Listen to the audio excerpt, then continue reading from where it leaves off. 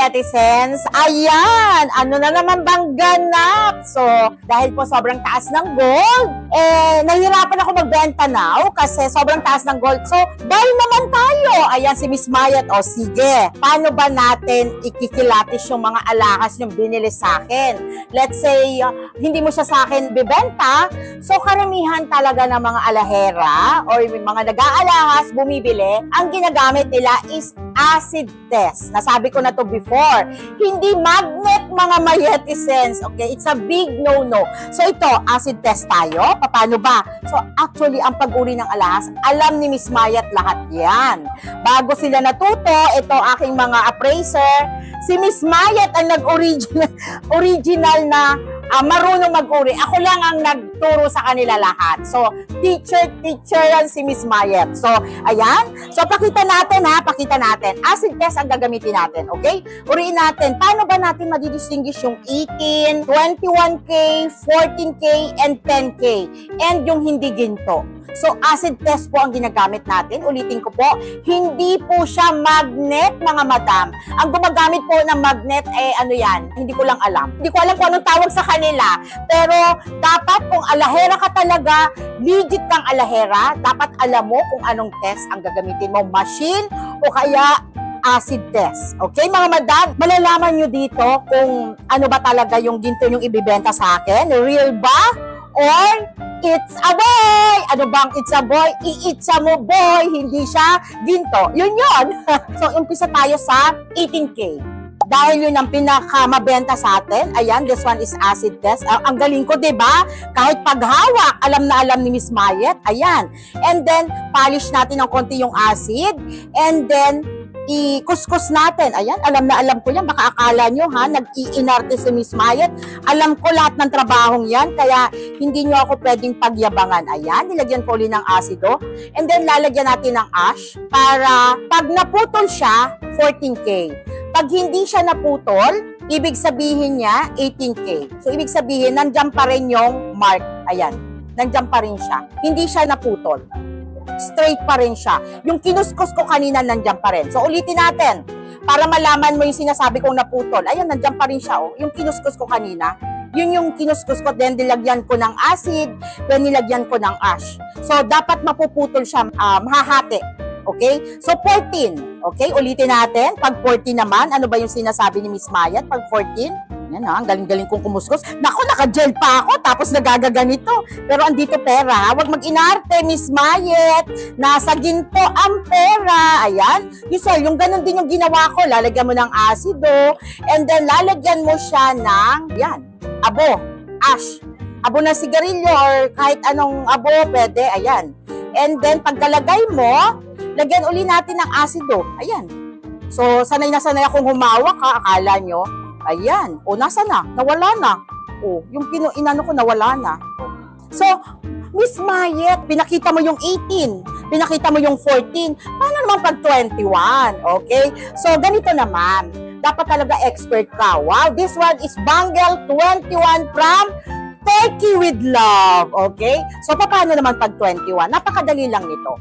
So, talagang expert dapat ang mag-uuri. So, malalaman mo pag 21, ang kuskus niya, para siyang maligasgas. Maganit. Ayan, oh. Nakita mo? Mapula. Di ba kanina yung 18, nung kinuskus ko siya, para siyang, ayan, flat na flat. Ayan, nakita mo? Flat. Flat. Tapos yung 21, mamula-mula. Tapos yung texture niya, mapula. Tapos may natitirang konting ginto. And then yung 18 naman, ayan lang. Ano lang siya, flat na flat yung uri niya. Ayan, flat na flat. Yan. And then pag ito, 21, mapula siya. Okay. So since expert na kami sa ganyan, alam na namin, minsan tinitingnan lang namin. Alam na namin kung 21. Hindi ko na kinakailangang uriin. Pero dahil nga ngayon ang daming japik, and ang daming it's a boy, kailangan nating uriin. So, pinuputol namin to. Pero kung expert ka na sa jewelry, madaling-madali na sa'yo. Hindi mo na kinakailangang uriin. And next, ito naman. Pakita naman natin, Miss Mayet, bakit may sinasabing 10K? O, pakita ko naman sa'yo, 10K, 8K, mas mababa sa 14K. Mas mababa sa 14K ito. Okay? So, lagyan din natin ng asido. Pag kinuskus mo siya, yan, nakita mo? Yan. Medyo maputla siya. And then, pag nilagyan mo siya, namula. Nakita nyo? Kasi kanina, nung nilagyan natin ng asido, hindi siya nagbabago. Diba? Ganun pa rin yung color niya. Now, namula na siya. So, mas mababa yung porsyento niya sa 14K. So, that's only 10K. Okay? So, pag fake, tulad nito, sobrang kapal nito. So, gagamitan natin siya ng ball pen para mas makuskus natin siya. Okay? So, dapat hindi ganon. Kundi, ganon, matdiin. Tingnan mo, ha? Dapat may puwersa. Kaya dapat kakain ka ng breakfast ng kain naman ito pag nag-uuri ka. Kailangang may puwersa. Kasi pag nag-uuri ka ng walang puwersa, tingnan mo, may ginto, ha? May ginto. Pero fake yan. Kasi yan yung mga sinasabing may balot ng gulo. May bomba. So, yan, nakita mo yan? Ay, ganyan si Miss Mayet magtrabaho. Ayan, nakita nyo na? Wala na. Yan. Yan. Sa nauna meron. Tingnan mo. Kasi ito yung kuskus ko, hindi ako madiin. Yun. Wala na. Diba? Yung 10K kanina, nag-fade lang ng konti. Ito totally nawala. So, kung 24 naman, let's say ito, binilenta rin sa akin, binili din sa akin, and then, hindi niya binuksan. Investment lang niya. Parang binili niya sa akin, yung una-una kong pagbenta ng gold bar, this one is binili niya ng 6,500. And then, now, ang kuha na natin is 7,800. So, may kita na siyang 1,300 per gram. Binenta na niya sa akin. Hindi niya binuksan. Alam ko naman niya, hindi niya binuksan. And then, yung pa rin yung weight. At saka, alam ko naman, yung kanyang weight, kabisado ko na. Pero wag niyong gagawin yan, ha? Yung inaamoy lang, tas ginaganon. Ako naman kasi for 35 years, kabisado ko na siya. And then, yung tao, alam ko na rin. Pero dapat talaga, buksan mo rin, inuriin mo. Tama yung timbang. So, this one is 50 grams. May timbang naman ako ng plastic. Iginanong ko na lang, okay naman. And talagang, paghawak mo pa lang, okay na okay. Okay? Maraming nagbibenta ng scrap. Ayan yung uuriin ni Miss Mayet for today. So, punta na po kayo. Kung sa Cavite po kayo, meron po kami sa General Trias. Nag-uuri din po kami ng ginto. Las Piñas po meron. And dito po sa online hub. Ito po, si Miss Mayet. Ako mismo ang mag-uuri ng mga ginto nyo kung gusto nyo. And then, meron naman tayo si Chupaeng. Ang pamangkin ko na expert sa pag-uuri. Ayan.